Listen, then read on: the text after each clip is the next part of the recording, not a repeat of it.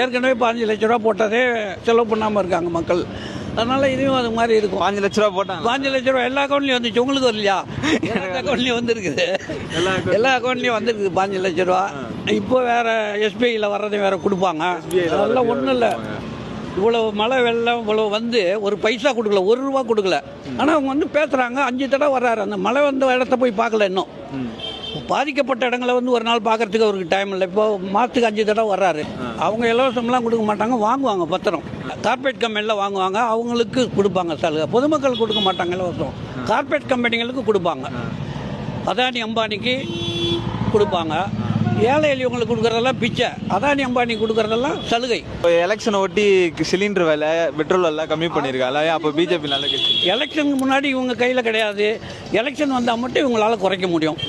இப்போ 2 ரூபா குறைக்கிறாங்க, வந்தால் 50 ரூபா ஏற்றுவாங்க.